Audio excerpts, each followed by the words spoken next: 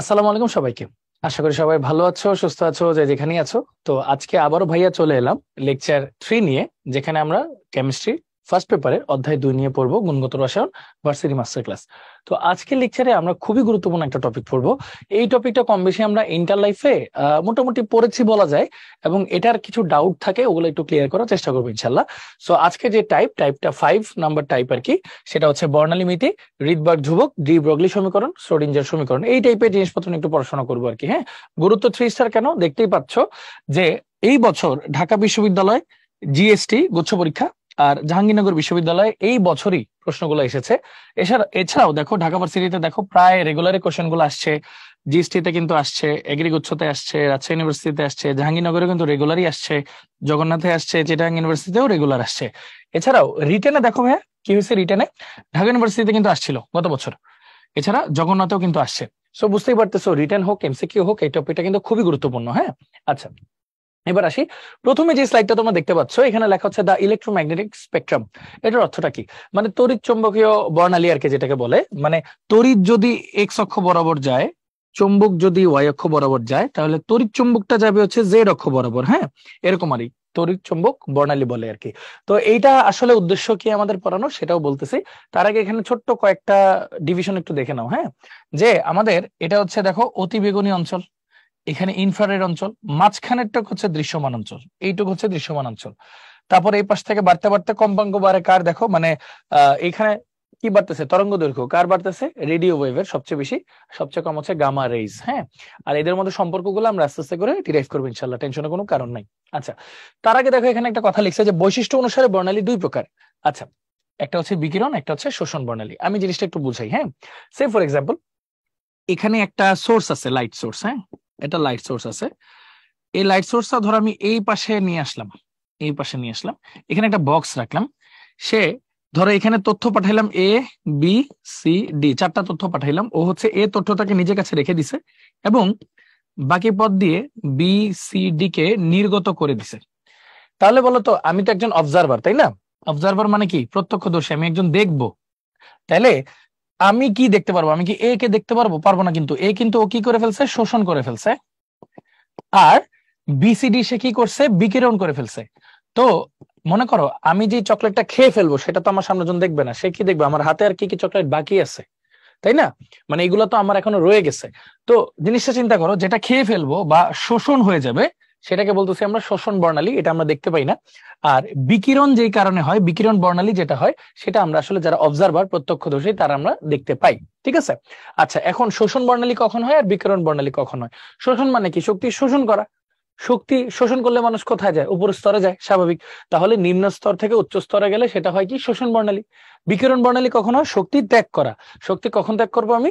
উপর শক্তি স্তর থেকে নিচু শক্তি স্তরে আসলে আমরা কি করব? শক্তি ত্যাগ করব। কারণ উপর শক্তি স্তরে শক্তি থাকে বেশি, নিচে শক্তি স্তরে শক্তি থাকে কম। এটা আমরা সিম্পলি জানি কোন ফর্মুলা দিয়ে। এই দেখো, ই এন, এন নাম্বার স্তরের শক্তি equal to -2.18 into 10⁻⁻18 Z square by N square. এইভাবে আর কি জিনিসটাকে লেখা হয় আর কি। হ্যাঁ, Z square by N square. এখানে এন হচ্ছে কক্ষপথ নাম্বার, জেড হচ্ছে পারমাণবিক সংখ্যা বা প্রোটন নাম্বার, যেই ইয়াটা নিব, মৌলটা নিব আর কি আমরা। এইভাবে জিনিসগুলোকে হিসাব করা হয়। এটাও কিন্তু ওয়ান কাইন্ড অফ রিডবার্গ ধ্রুবক, আমি একটু পরে দেখাচ্ছি। আচ্ছা, তার মানে বলতো আমরা কি নিয়ে পড়াশোনা করবো অ্যাকচুয়ালি? যেটা আমরা দেখতে পাই। মানে আমরা কোনটা দেখতে পাই? বিকিরণ বর্ণালী দেখতে পাই। ঠিক আছে, ওকে। এবার প্রথম কথা দেখো, কোন তরঙ্গ দৈর্ঘ্যের আলোটি লাল বর্ণের? আচ্ছা, এগুলো তো মুখস্থ করে একটু টাফ, এক এক বই এক একটা দেওয়া আছে। মানে আমি একটু সহজ ভাবে পড়তাম আর কি, বুঝছো? নিজে একটু ফাঁকি পাচ্ছিলাম, তো সহজ ভাবে পড়তাম। কিভাবে পড়তাম দেখো, 360 থেকে শুরু করতাম আর কি। হ্যাঁ, ধরো 360 থেকে 400 বা 410 এরকম একটা ধরলাম। 410 থেকে ধরো 450 একটা রেঞ্জে ধরলাম। 450 থেকে ধরো 500 একটা রেঞ্জে ধরলাম। 500 থেকে ধরো 560 একটা রেঞ্জে ধরলাম। এই 560 থেকে ধরো 610 একটা রেঞ্জে ধরলাম। 610 থেকে ধরো 640 বা 648 একটা রেঞ্জে ধরলাম। হ্যাঁ, সে ফর এক্সাম্পল, বা 645 এরকম আর কি। এগুলো একটু স্টিপ হয়। আচ্ছা, এটা ধরলাম। তারপর 646 থেকে সে ফর এক্সাম্পল 780 এই পর্যন্ত একটা রেঞ্জে ধরলাম। এগুলো আসলে কি দেখো, V I, B, G, Y, O, R. VIBGYOR আমরা বলতাম না, একটা প্রিজমে যদি আলো পাস করি তাহলে এই 7টা আলোতে বিশ্লেষিত হবে, বর্ণালী বলি যেটাকে আর কি। হ্যাঁ, তাহলে বেগুনি, নীল, আসমানি, ওই যে বেনিয়া সহ কলা, বেগুনি, নীল, আসমানি, সবুজ, হলুদ, তারপর কমলা, লাল।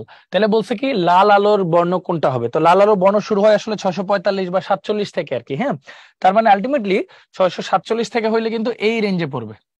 তাহলে ডি হবে অ্যান্সার। ঠিক আছে, দেখো জাহাঙ্গীরনগরে আসছিল কোশ্চেনটা, সিমিলার একটা কোশ্চেন আসছিল। দেখো সবুজ আলোর তরঙ্গ দৈর্ঘ্য কত এই বছর আসছিল জাহাঙ্গীরনগরে, তার মানে জাহাঙ্গীরনগরে কিন্তু এটা একটা ফেভারিট কোশ্চেন।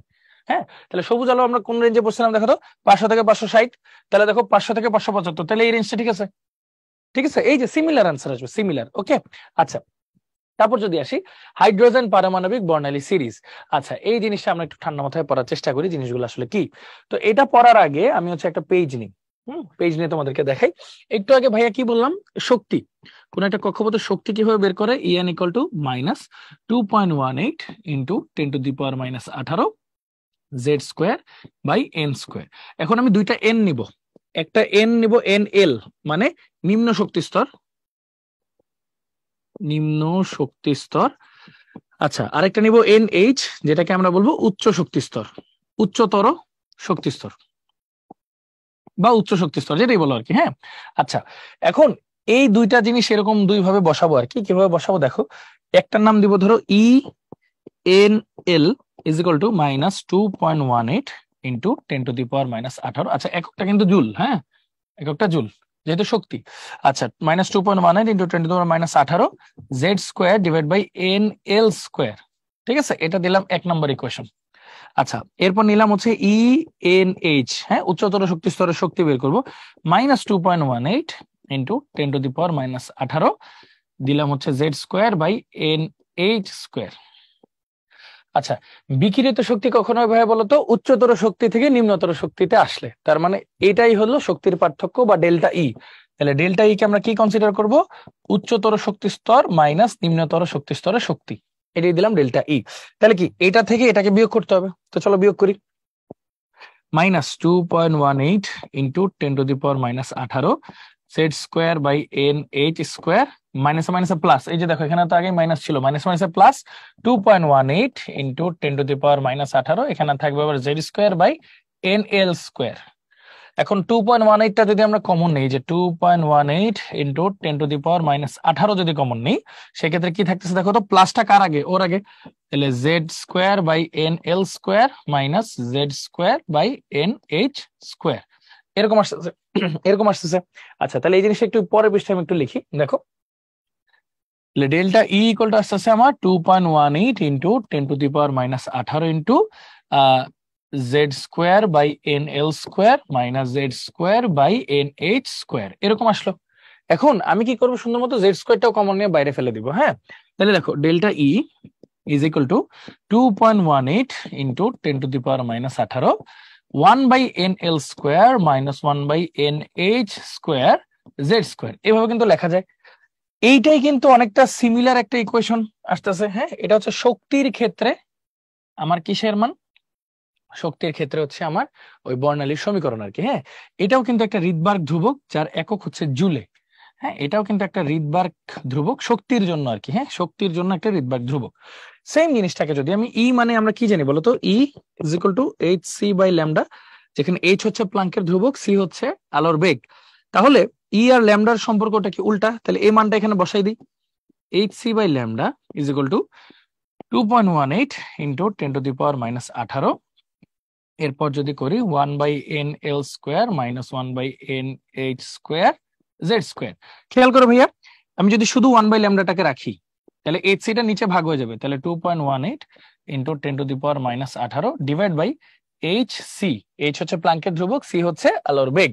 আচ্ছা, 1/nl square minus 1/nh square Z square, এভাবে কিন্তু লেখা যায়। তাহলে একটু খেয়াল করে দেখো তো ভাইয়া, এই জিনিসটাকেই যদি আমরা একটু ক্যালকুলেটারে করি আর কি, জাস্ট এমনি কথার কথা বললাম আর কি, এই 1/ল্যামডা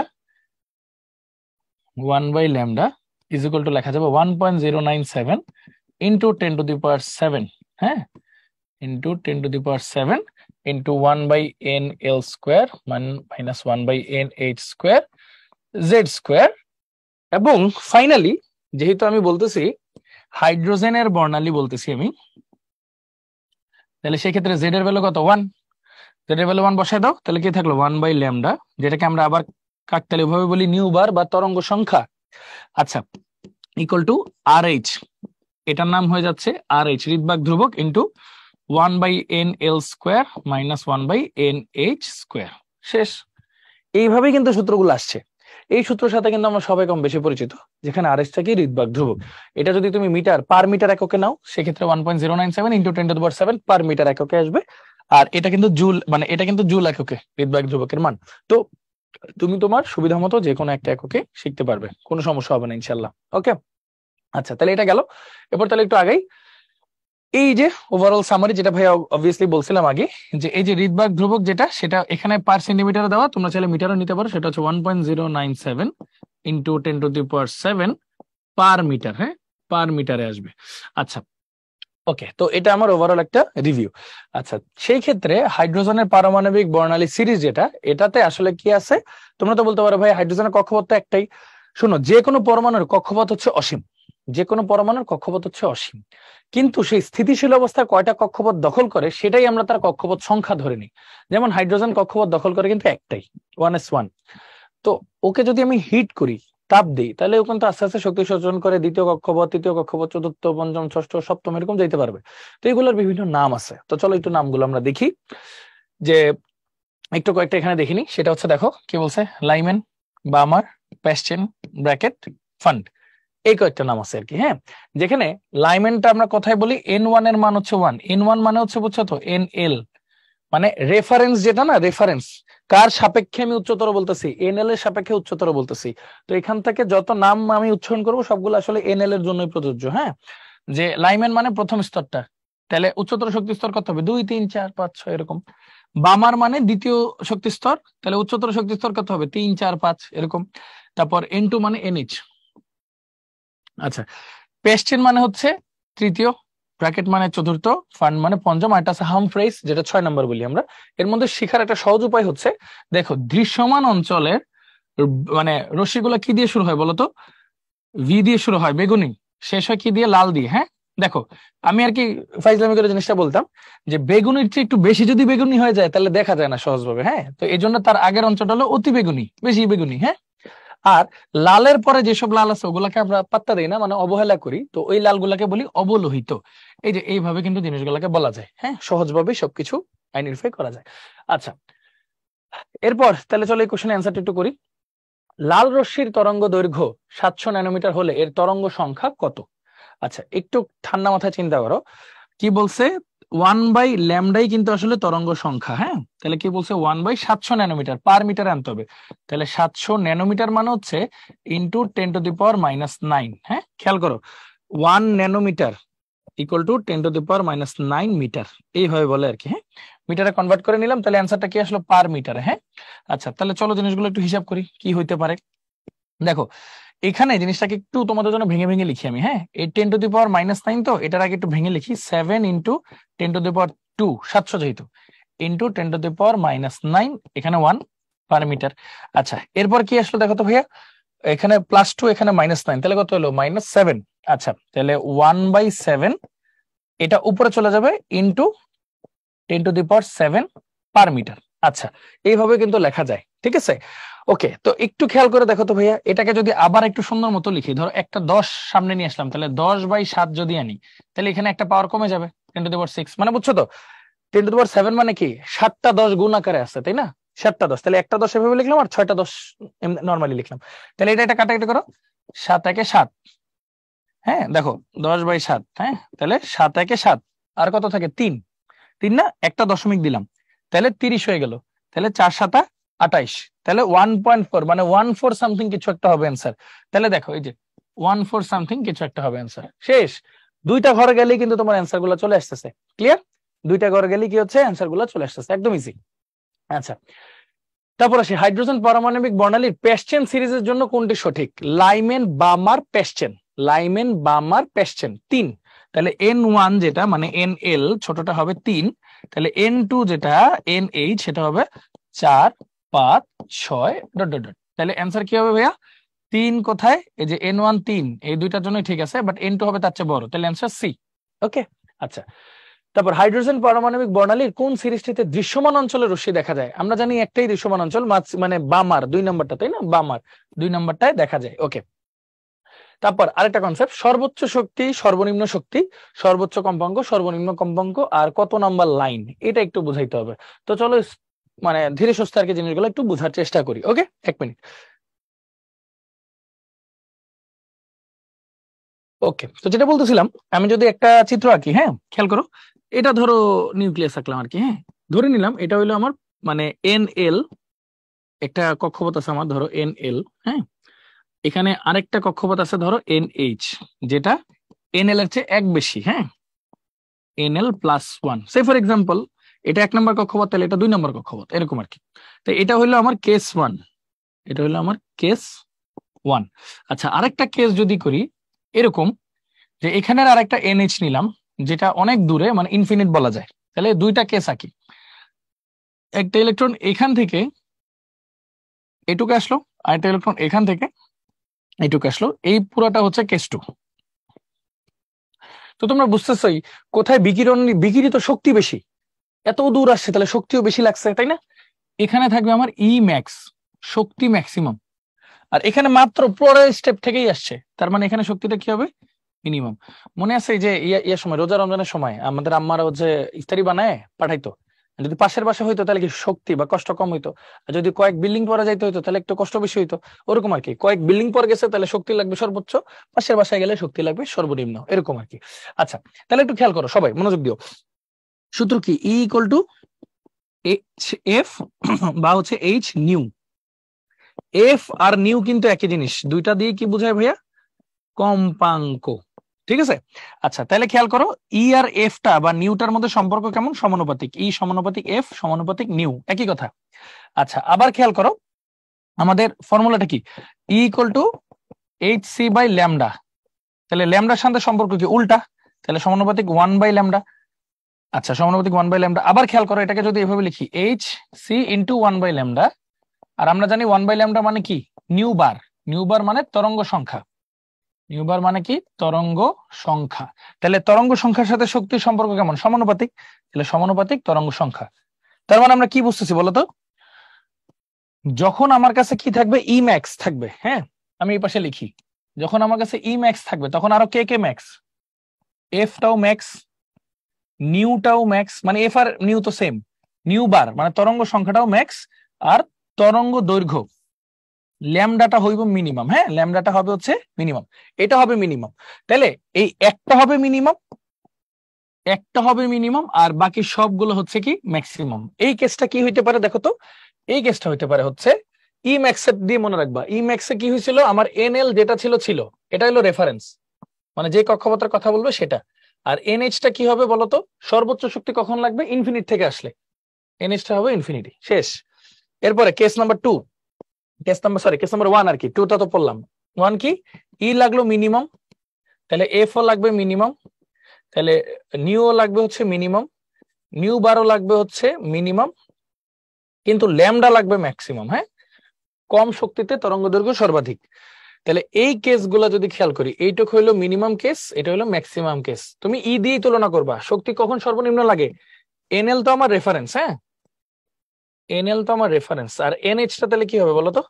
মিনিমাম শক্তি কখন? NL এর পরেরটা থেকে আসলে, তাহলে NL+1, NL+1, হ্যাঁ এরকম আর কি। তো যদি একটু এক্সাম্পল দিই তোমাদেরকে, হ্যাঁ সে ফর এক্সাম্পল আমি যদি বলি আমার রেফারেন্স হচ্ছে বামার, ধরো একটা প্রশ্ন আসলো যে বামারের সর্বোচ্চ ল্যামডা বের করো, এরকম একটা কোশ্চেন করলো। সর্বোচ্চ ল্যামডা মানে চাইছে কি? Lambda max. ল্যামডা ম্যাক্স মানে কি? ই মিনিমাম না ভাইয়া? ই মিনিমাম, তাই তো? এটা তো বুঝছো? ঠিক আছে, আমি তাহলে একটু 10 সেকেন্ড তোমাদের টাইম দিই, তোমরা একটু ভাবো ভ্যালু গুলা কি হবে NL এর আর NH এর। ওকে, এর একটু ভাবো রিয়েল টাইম।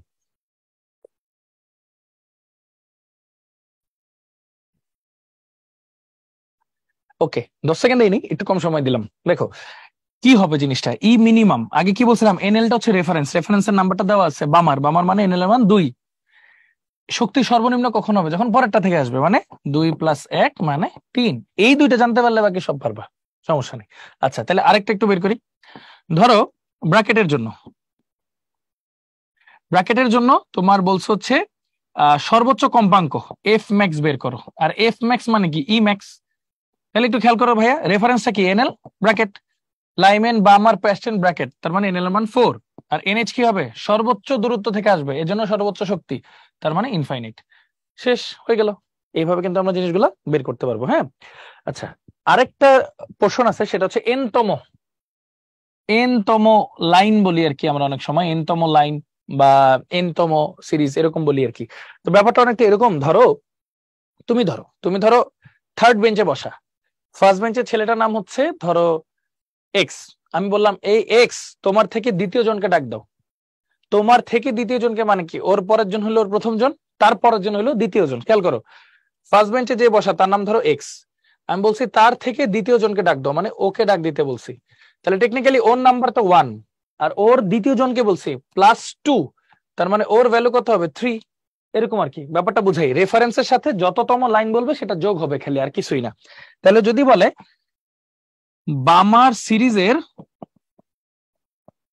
এনতম লাইন, মানে এনতম তো না, ধর বললো পঞ্চম ফিফথ লাইন, হ্যাঁ, বা পঞ্চম লাইন, এটার তরঙ্গ দৈর্ঘ্য বর্ণালী সামথিং সামথিং কত, তাহলে তোমার এন এলটা অলওয়েজ হবে রেফারেন্স, এন এলটা অলওয়েজ হবে রেফারেন্স কত, বামার 2, এটা হচ্ছে রেফারেন্স। আর এন এইচটা হবে হচ্ছে রেফারেন্সের সাথে যততম লাইন, এটা যোগ হবে 5, সরি 5 তো 5, তাহলে হবে 7, মানে এটা হচ্ছে রেফারেন্সের সাথে যোগ হবে এন এর ভ্যালুটা, মানে লাইন নাম্বার। এই জিনিসটা মনে রাখবো আর কি। এখন যদি বলি সবাই মুখে মুখে একটু করি, আমি যদি বলি বামারের তৃতীয় লাইন, এটার অর্থ কি, বামার তো নিজে 2, ওর সাথে আরো 3 যোগ হবে, তৃতীয় লাইন যেহেতু বলছে, তাহলে 5, তাহলে এনএইচটা হচ্ছে আমার 5 আর এনএলটা আমার কত 2। আবার এখানে একটু লিখে দিই যে যদি বলি লাইমেনের, ধরো একটা উদাহরণ দিলাম, লাইমেনের চতুর্থ লাইন, এটা যদি বলি এটার তরঙ্গ দৈর্ঘ্য শক্তি কম্পাঙ্ক হোয়াট এভার ইট ইস, তো রেফারেন্সটা অলওয়েজ কি হবে, যার কথা বলবে লাইমেন কত 1 নাম্বার, আর এনএইচটা কি হবে যত বলছে রেফারেন্স প্লাস যত নাম্বার লাইন 4 ইকুয়াল টু 5। শেষ হয়ে গেল। তাহলে আশা করি আমরা একটা রেফারেন্স বুঝতে পারলাম যে এখানে যা যা লিখছে, দেখো সর্বোচ্চ শক্তির ক্ষেত্রে, সর্বনিম্ন শক্তির ক্ষেত্রে, কোন সিরিজের এনতম লাইনের ক্ষেত্রে, এই জিনিসগুলোই হচ্ছে আমি তোমাদেরকে ব্যাখ্যা করলাম। খুব সিম্পল জিনিস এগুলো, হ্যাঁ, কঠিন ভাবে নেওয়ার কিছু নাই। আচ্ছা, এরপর আসি, দেখো কি বলছে, ঢাকা বিশ্ববিদ্যালয়ে 2বার আসে এই কোশ্চেনটা। হ্যাঁ, ঢাকা বিশ্ববিদ্যালয় খুব পছন্দের একটা কোশ্চেন, এই টাইপের কোশ্চেন আমি দেখাবো। ইভেন এই ঢাকা বিশ্ববিদ্যালয়ে এই টাইপের কোশ্চেন গুলো খুব প্রচুর আসে আর কি। দেখো, রিডবার্গ রিডবার্গ ধ্রুবক হলে হাইড্রোজেন পরমাণুর বর্ণালীতে বামার সিরিজের জন্য সর্বনিম্ন কত তরঙ্গ সংখ্যার রশ্মি বিকিরিত হয়। ওকে ফাইন, কি বলছে, আগে এটা লিখি, তরঙ্গ সংখ্যা new bar equal to Rydberg ধ্রুবক ইন্টু 1/nl² - 1/nh², যেহেতু হাইড্রোজেন পারমাণবিক বর্ণালী বলছে তাহলে জেড এর মান 1 জানি আমরা। বর্ণালীতে বামার সিরিজের জন্য সর্বনিম্ন কত তরঙ্গ সংখ্যা বলছে, মানে নিউ বার মিনিমাম, এটা কিন্তু ই মিনিমামের সাথে রিলেটেড, মানে কি এনএলটা হচ্ছে আমার রেফারেন্স কে বামার 2, আর এনএইচ কি হবে মিনিমাম শক্তি কখন হয়, পাশের থেকে আসলে, মানে এক ঘর পরে 2 + 1 = 3, মানগুলো বসায় দাও ভাইয়া। তাহলে এটা হবে মিনিমাম RH ইন্টু 1/2² - 1/3², তাহলে কত হলো ভাইয়া দেখো তো, RH ইন্টু 1/4 - 1/9, তো RH ইন্টু, খেয়াল করো 4 নং 36, 9 - 4, তাহলে কত হবে 5/36 ইন্টু RH, তাহলে 5/36 ইন্টু RH, অ্যান্সার কিন্তু বি। দেখো খুব সিম্পল একটা কোশ্চেন, হ্যাঁ, মানে মানে প্রেশার নেওয়ার কিছুই নেই, বাট দেখো এটা 2বার আসছে, ইজি না? আচ্ছা, এটা মানে আমার সময় আসছিল, আমারও ভর্তি সন ছিল 15-16 সাল আর কি, হ্যাঁ, এটা আসছে। আচ্ছা, এবার দেখো এটা আরেকটা কথা বলছে, ইলেকট্রনের শক্তি বিকিরণের ফলে সৃষ্ট বর্ণালীতে সর্বাধিক কয়টা রেখা বের করা যায় আর কি। হ্যাঁ, এটার অর্থটা কি বুঝাই তোমাকে। হ্যাঁ, সে ফর এক্সাম্পল সূত্রটা আগে দেখাই, কি বলছে, এটা ভুল, এটা হলো এন হবে, বড় হাতের এন। বলছে ধরো একটা কক্ষপথ 3 নাম্বার থেকে 1 নাম্বার আসলো, তাহলে কয়টা রেখা দেখা যাইতে পারে, এরকম একটা কোশ্চেন। তাহলে লেখো, ফার্স্টে লিখলাম ধরো এটা ধরো 1 নাম্বারে আসলো 1, এটা ধরো 2, এটা ধরো 3, 3 থেকে 1-এ কয় ভাবে আসতে পারে, সরাসরি 1-এ আসতে পারে, অথবা 2 একবার আসতে পারে, তারপর 2 থেকে একবার আসতে পারে, অথবা মানে এছাড়া তো আর কোনো অপশন দেখতেছি না আমি, তাই না? এখানে চলো মানগুলা বসাই। ভাইয়া কি বলছিলাম, 3 নাম্বার কক্ষপথ থেকে 1 নাম্বার কক্ষপথে আসছে, খেয়াল করো এনএইচ এর মান 3 - 1, 3 মাইনাস 1 প্লাস 1 বাই 2, তাহলে কত? 3 মাইনাস 1 মানে 2 ইন্টু এটা কাটা, তাহলে 3 ডিভাইড বাই 2, 2 2 কাটা, তাহলে n এর মান হবে 3। মানে কয়টা রেখা দেখা যাবে? 3টা রেখা দেখা যাবে সর্বোচ্চ। হ্যাঁ, এই দেখো কয়টা রেখা হইলো, এটা দিয়ে একটা রেখা, এখানে একটা, এখানে একটা, তাহলে টোটাল কয়টা রেখা দেখলা ভাইয়া? 3টা। তাহলে মোট কয়টা রেখা দেখলা ভাইয়া? 3টা। ঠিক আছে, যদি আরেকটা এক্সাম্পলে আসি আমরা। হ্যাঁ, ধরো 4 থেকে 1-এ আসছে, সে ফর এক্সাম্পল 4 থেকে 1-এ আসছে, তাহলে খেয়াল করো ফর্মুলা বসাই। 4 minus 1, 4 minus 1 plus 1 divide by 2, তাহলে কত হলো? 3 ইন্টু 4 ডিভাইড বাই 2, তাহলে 6টা হবে। হ্যাঁ, তাহলে আমরা একটু হিসাব করি, 2 3 4। আচ্ছা, এটা কিন্তু অনেক কমপ্লিকেটেড হবে আর কি। হ্যাঁ, 4 3 2 1, মানে প্রমাণ সহ দেখাচ্ছি আর কি। হইতে পারে 4 থেকে ডিরেক্টলি 1-এ আসলো, হইতে পারে, অথবা 4 থেকে 3, 3 থেকে 2, 2 থেকে 1, এরকম ইন্ডিভিজুয়ালি আসলো, এটা হইতে পারে, অথবা 4 থেকে ডিরেক্ট 2-তে গেল, তারপর 1-এ গেল, এটা হইতে পারে, অথবা 4 থেকে 3-এ আসলো, তারপর 3 থেকে ডিরেক্ট 1-এ আসলো, এটাও কিন্তু হইতে পারে। মানে টেস্ট কেস কিন্তু আসলে অনেকগুলা, অনেকভাবে কিন্তু জিনিসগুলো হইতে পারে। ঠিক আছে, মানে 4 থেকে 3-এ আসলো, 3 থেকে ডিরেক্ট 1, অথবা 4 থেকে 2-এ গেল, 2 থেকে 1 ডিরেক্ট, অথবা ডিরেক্ট 4 থেকে 1-এ হইতে পারে, বা এরকম ভাইস ভার্সা 4 3 3 2 2 1 এরকম হইতে পারে। তাহলে দেখো তো এখানে কয়টা হইলো রশ্মি, খেয়াল করো, এখানে হলো একটা, 2 3 4 5, খেয়াল করো 5, আরেকটা হচ্ছে তোমার লবণ পড়ছে হচ্ছে এই যে 6টা, তাহলে কিন্তু 6টা হয়েছে। এখন তুমি একটা প্রশ্ন করতে পারো, ভাইয়া আপনি তো এই দুইটা মার্ক করেন নাই, এই যে এই একটা আর এই একটা মার্ক করেন নাই, কেন করিনি? দেখো তো ভাইয়া, এটা আর এটা সিমিলার না, তাহলে যে কোনো একটা কাউন্ট হবে। আবার দেখো এটা আর এটা সিমিলার না, তাহলে যে কোনো একটা কাউন্ট হবে। এই জন্যই তো দেখো রেখা কয়টা হলো, 1 2 3 4 5 6 7 8, 8টা, তাহলে কয়টা বাদ গেল? এই 4টার মধ্যে 2টা কাউন্ট হবে। হ্যাঁ, তার মানে 2টা বাদ গেল, তার মানে 8 মাইনাস 2 ইকুয়াল টু 6। দেখো প্রমাণ সহ দেখাইলাম, 4 থেকে 1-এ আসলে 6টা রেখা বর্ণালী দেখা যেতে পারে, সিম্পল, সর্বোচ্চ আর কি। আচ্ছা, তো এটা গেল। এবার এই যে দেখো ঢাকা বিশ্ববিদ্যালয়, কি বলছিলাম, ফেভারিট টপিক ঢাকা বিশ্ববিদ্যালয়ের। হ্যাঁ, এবার আসছে 22-23 সালে, কি বলছে, রিডবার্গ ধ্রুবক হলে হাইড্রোজেন বর্ণালীর বামার সিরিজের দ্বিতীয় লাইনের তরঙ্গ দৈর্ঘ্য কত হবে? খেয়াল করো, 1/λ equal to RH into 1/NL square minus 1/NH square, Z square দেওয়া দরকার নেই বিকজ হাইড্রোজেন বর্ণালী বলছে। এখন বলছে সিরিজের দ্বিতীয় লাইনের। আচ্ছা, এরকম লাইন টেন বললে কি বলছিলাম, NL-টা হবে রেফারেন্স, বামার মানে 2, আর NH-টা কি হবে, রেফারেন্সের সাথে যত লাইন বলবো, তাহলে কত, 4। তাহলে মানগুলো বসাই চলো, RH into 1/2 square, 2 square minus 1/4 square, তাহলে ব্যাপারটা কি থাকলো, RH ইন্টু 1/4 মাইনাস 1/16। তাহলে যদি সুন্দর মতো বসাই, দেখো RH ইন্টু এটাকে যদি জাস্ট 16 লিখি, হ্যাঁ 16, তাহলে কত হলো 4, তাহলে 4 মাইনাস 1, তাহলে কত হলো 3/16 ইন্টু RH। কিন্তু প্রশ্নে কি বলছে, তরঙ্গ দৈর্ঘ্য, তাহলে উল্টায় যাবে কিন্তু, তাহলে সুতরাং ল্যামডা ইকুয়াল টু, এটা পুরোটা উল্টায় যাবে, তাহলে উল্টা যদি যায় 16/3 RH, 16/3 RH এরকম হবে। তাহলে দেখো 16/3 RH, দেখছো অ্যান্সার বি, 16/3 RH। একদম খুব সিম্পল, কিন্তু দেখো হিসাবটা কি করছি, 16 নিলাম, 4 মাইনাস 1 3, তাহলে 3/16 RH ছিল, এখন RH-টা তাহলে নিচে, মানে 3 RH-টা চলে যাবে নিচে, আর 16টা চলে যাবে উপরে, এই যেহেতু তরঙ্গ দৈর্ঘ্য চাইছে। সিম্পল, এগুলো তো আমরা আসলে কি সহজ জিনিসে ভুল করি বেশি। হ্যাঁ, তো ভার্সিটিতে এই স্কোপটা বেশি, ভুল করার কারণ সহজ প্রশ্ন হয় টেকনিক্যালি। হ্যাঁ, আচ্ছা, এরপর দেখো কোন রশ্মি প্রয়োগ করে মস্তিষ্কে হিমোগ্লোবিন অক্সিজেনের শোষণের পরিমাণ নির্ণয় করা যায়। জাহাঙ্গীরনগরের খুব পছন্দের কোশ্চেন হচ্ছে এরকম টাইপের একটু ক্রিটিক্যাল কোশ্চেন। তো এটা আসলে নেয়ার ইনফ্রারেড দিয়ে এগুলা বের করা যায়, নেয়ার ইনফ্রারেড যেগুলো তরঙ্গ দৈর্ঘ্য একটু কম, এগুলো দিয়ে বের করা যায়। আচ্ছা, হাইড্রোজেন পরমাণু বর্ণালীর ক্ষেত্রে বামার সিরিজ সৃষ্টির শর্ত লেখো। বামার সিরিজ কখন সৃষ্টি হবে বলতো? বামার সিরিজ সৃষ্টি হবে যখন আমার ইলেকট্রনটা আসবে হচ্ছে 2-এ, আর কোথা থেকে আসবে সেটা 3 থেকে হইতে পারে, 4 থেকে হইতে পারে, 5 থেকে হইতে পারে, মানে গ্রেটার দেন 2 আর কি, এটা হবে, এটা হলো শর্ত। আর এর কম্পাঙ্ক উল্লেখ করো। আচ্ছা, এর কম্পাঙ্ক উল্লেখ করো বলতে কি বুঝাইছে, এর কম্পাঙ্ক তোমার দুইটাই লিখতে হইতে পারে, মানে ম্যাক্সিমাম আর মিনিমাম।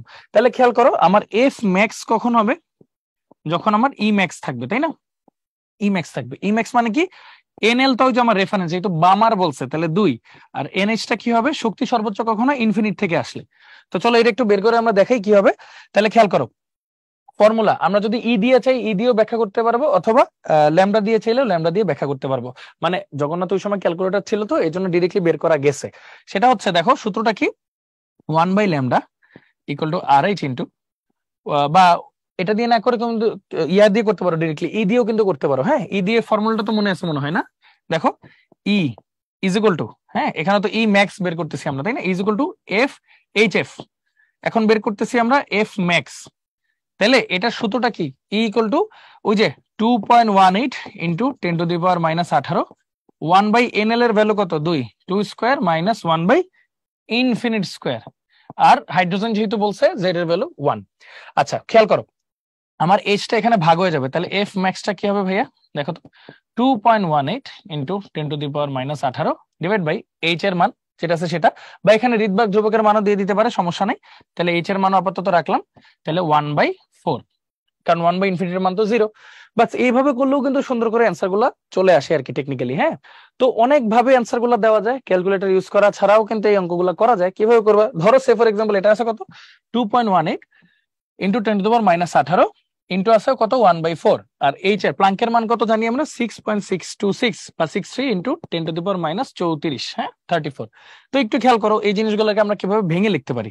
দেখো সবাই, এই যে এইখানে যে 2.18 আছে এটার আপাতত বাদ দিলাম। হ্যাঁ, এখানে দেখো 2 আর 4 আছে, তাহলে এটাকে কাইটা এখানে 2 লিখলাম। তাহলে এখানে কত হলো বলো তো, 6 দুগুণে 12 একটু বেশি, 13 মতো হয়েছে, তাই না? তাহলে কত 1/13 ইন্টু 10⁻−34 উপরে চলে গেলে কি হবে বলতো, তখন হবে 10⁻−18 প্লাস 34। তাহলে আলটিমেটলি তোমার কত আসলো 16। তাহলে 10⁻16 ইন্টু এখানে ধরো থাকলো কত 1/13। এটাকে কিন্তু আরো সুন্দর মতো লেখা যায়। কিভাবে লেখা যায়, সে ফর এক্সাম্পল আমি যদি 100 নিয়ে নিই, এখানে 100 নিয়ে নিই, তাহলে 10 স্কোয়ার মানে 100 ইন্টু তাহলে কত 10⁻14 ডিভাইড বাই থাকলো 13। 13, তাহলে 7×13 = 91, তাই না? তাহলে মোটামুটি 7 পয়েন্ট সামথিং, তাহলে অ্যান্সার আসবে 7 পয়েন্ট সামথিং ইন্টু 10⁻14, এটা আসবে আমার কম্পাঙ্ক। তো এইভাবে কিন্তু শর্টকাটে আসলে চাইলে আমরা করতে পারবো। এটা কি আমার এফ ম্যাক্স আসবে। হ্যাঁ, তাহলে এফ ম্যাক্সটা কত আসবে ভাইয়া, 7 পয়েন্ট সামথিং ইন্টু 10⁻14 হার্জ। এটা কিভাবে বের করলাম ভাইয়া, ওই যে শর্ট ক্যালকুলেশন করলাম আমরা। এত বড়টা জীবনও দিবে না, একটু কাছাকাছি ভ্যালুগুলো দিবে। সে ফর এক্সাম্পল এখানে এমন ভাবে সূত্রগুলো বসাবে, বা ডিরেক্টলি আর এইচ এর মান সহ দিয়ে দিতে হবে, সমস্যা নেই, টেনশনের কোনো কারণ নেই। আচ্ছা আরেকটা কি বলছে, কম্পাঙ্ক আরেকটা বের করতে পারবো, এফ মিনিমাম। এফ মিনিমাম কখন হবে, যখন ই মিনিমাম হবে। ই মিনিমাম কখন, এনএলটা তো রেফারেন্স 2 আর এনএসটা কি পরের পাশের বাসা থেকে, মানে 2 + 1 = 3। তাহলে আমার ওই যে দেখো এফ মিনিমামের সূত্রটা তখন কি হবে, দেখো তো 2.18 ইন্টু 10⁻−18 ডিভাইড বাই এইচ। হ্যাঁ, এটা আসলে ডিভাইড বাই এইচ ইন্টু এটা আসলে 1/2 স্কোয়ার মাইনাস 1/3 স্কোয়ার। তো আলটিমেটলি কি আসছে দেখো তো 2.18 into 10⁻−18 divide by H into 4 আর 9, তাহলে 36।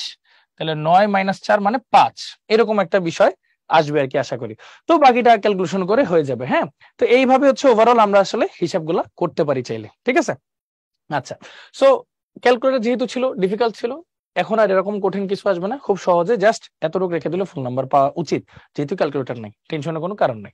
আচ্ছা, সো চলো একটু আগে আমরা, ওকে এখানে কয়েকটা রশ্মির মান দেওয়া আছে, দেখো মহাজাগতিক রশ্মির ভ্যালু।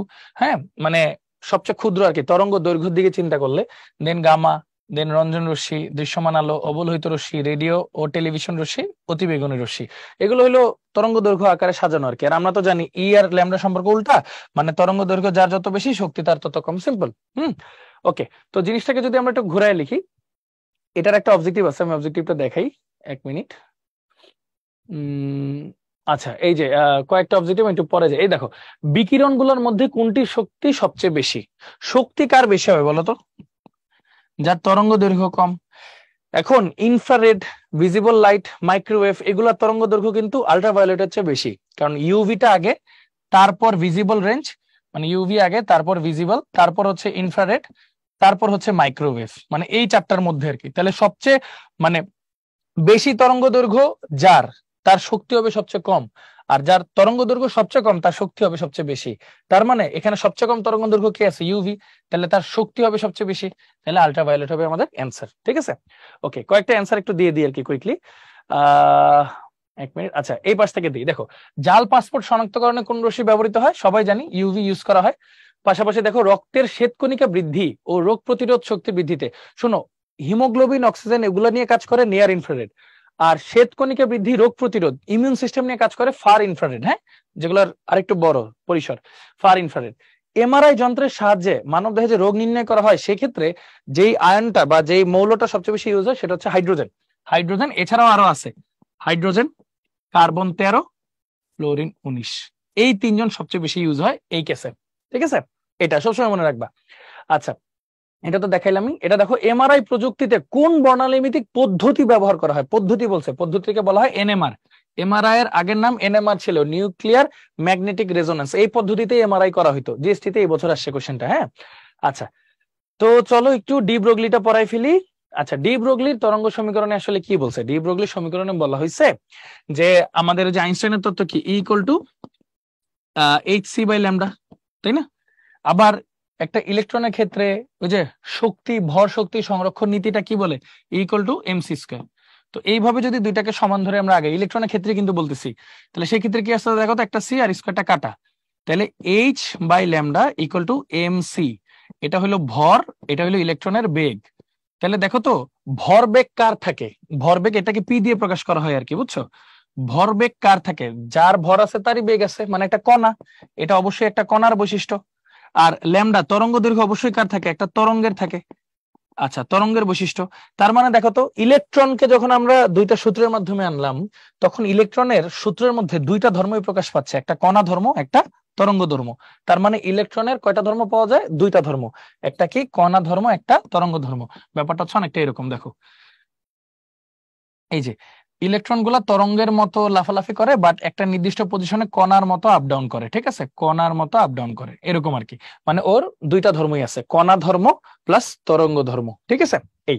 আচ্ছা, যেখানে এইচ এর মান তো জানোই, প্লাঙ্কের ধ্রুবক 6.626 ইন্টু 10⁻⁻³ জুল সেকেন্ড, কণা ধর্ম, তরঙ্গ ধর্ম। আর আরেকটা শর্টকাট বলে দিই, প্রতিটা কক্ষপথে এক একটা ইলেকট্রন একটা করে তরঙ্গ অতিক্রম করে। তার মানে 1 নম্বর কক্ষপথে একটা ফুল তরঙ্গ, 2 নম্বর কক্ষপথে দুইটা ফুল তরঙ্গ, 3 নম্বর কক্ষপথে তিনটা ফুল তরঙ্গ, এইভাবে অতিক্রম করে থাকে, মনে রাখবা আর কি। হ্যাঁ, আচ্ছা দেখো, প্লাঙ্কের ধ্রুবকের মান কত? 6.626 ইন্টু 10⁻⁻³ জুল সেকেন্ড, এটা ঠিক আছে। আচ্ছা, 6 যখন দশমিকটা 1 ঘর ডানে গেছে, একটা মাইনাস বাড়ছে, এটাও ঠিক আছে।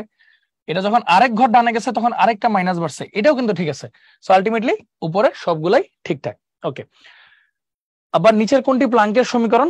এই যে একটু আগে তো আমরা বললাম, প্লাঙ্কের সমীকরণ বলতে কি বোঝায়? প্লাঙ্কের সমীকরণ কিন্তু ইলেকট্রনের যতগুলা থিওরি আছে সেগুলোর সাথে রিলেটেড। মানে হচ্ছে ই ইকুয়াল টু এইচ এফ, এভাবে চিন্তা করবো আর কি।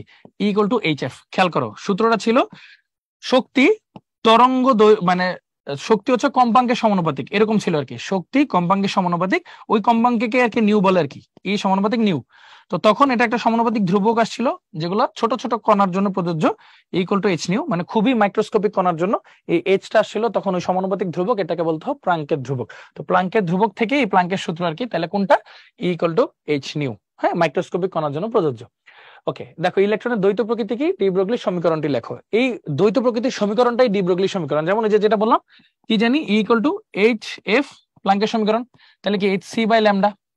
আবার ইকুয়াল টু আইনস্টাইনের সূত্র, ওই যে ভর শক্তি সংরক্ষণ সূত্র, এমসি স্কোয়ার, তাহলে H C by lambda equal to M C square, C C কাটা, তাহলে এম সি মানে ভর বেগ, মানে পি, ভর আর বেগের গুণফল, আর এইচ বাই ল্যামডা এটা হচ্ছে তরঙ্গ ধর্ম, এটা কণা ধর্ম।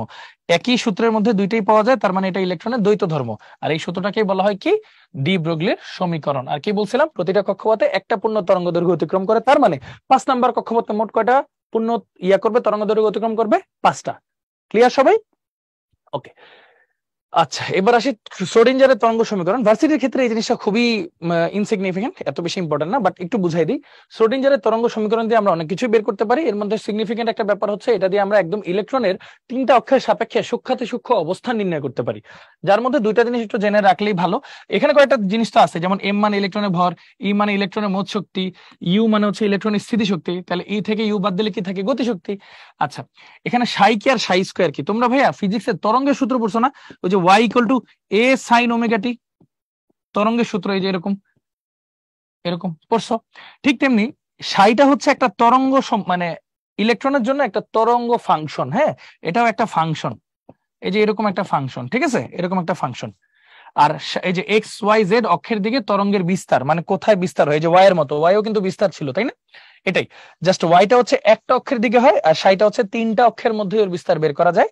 আর সাই স্কোয়ারটা হচ্ছে ভাইয়া সম্ভাবনা, সম্ভাবনা বা প্রবাবিলিটি, মানে একটা জায়গায় ইলেকট্রন থাকার সম্ভাবনা বের করা যায় সাই স্কোয়ার করে। তাহলে বুঝো তো, একটা অরবিট, অরবিট মানে কি, প্রধান শক্তি স্তর, ওখানে তো ইলেকট্রন থাকবেই থাকবে, তাহলে ওখানে ইলেকট্রন থাকার সম্ভাবনা কত, 100%, তাহলে এটার মান হবে 1, ওইটার মান হবে কত, 1। এটা হলো অরবিটের ক্ষেত্রে। আবার তাহলে আমরা যে পড়ছি অরবিটাল কাকে বলে, যেখানে ইলেকট্রন থাকার সম্ভাবনা 90 to 95%, সেখানে তাহলে সম্ভাবনার মান কত হবে, 0.9 থেকে 0.95। শেষ হয়ে গেল। তাহলে আশা করি আমরা এই জিনিসগুলো সবাই ক্লিয়ার হয়েছে। ওকে, তো এছাড়া এমআরআই এগুলো তো ভাইয়া বুঝাইছি। এই তো, তাহলে আমাদের লেকচার আজকে এখানেই শেষ। তো আজকে আমরা কি কি পড়লাম, আজকে কিন্তু আমরা বর্ণালী মিতি যতগুলো আছে সেগুলো একটু বোঝার চেষ্টা করলাম। সর্বোচ্চ তরঙ্গ দৈর্ঘ্য, সর্বনিম্ন তরঙ্গ দৈর্ঘ্য, শক্তি, কম্পাঙ্ক, এগুলোর সম্পর্ক কি, এগুলো একটু দেখলাম। সাথে এনতম লাইন মানে কি, আবার একটা ইয়ে থেকে, কক্ষপথ থেকে আরেকটা কক্ষপথে আসলে সর্বাধিক কয়টা রেখা পাওয়া যায়, সেগুলো একদম প্র্যাকটিক্যালি দেখলাম। এরকম এক্সপেরিমেন্টাল বলো, প্র্যাকটিক্যাল বলো, প্লাস ভিজিবল রে, যেটা মানে দৃশ্যমান অঞ্চলটাকে কিভাবে সুন্দর করে ভাগ করা যায়, মানে মনে রাখা যায়, আমি যেভাবে মনে রাখতাম সেভাবে তোমাদেরকে দেখাইলাম, এবং হ্যান্ড ক্যালকুলেশন কিভাবে করা লাগে সেটাও কিন্তু কিছুটা দেখাইলাম। সো আশা করি জিনিসটা তোমরা সবাই বুঝতে পারছো। সো সবাইকে অসংখ্য ধন্যবাদ, থ্যাংক ইউ সো মাচ সবাইকে কষ্ট করে ধৈর্য ধরে ক্লাসটা করার জন্য। আশা করি সামনের লেকচার গুলোতে দেখা হবে, কথা হবে। সবাই ভালো থাকো, সুস্থ থাকো, আল্লাহ হাফেজ, আসসালামু আলাইকুম।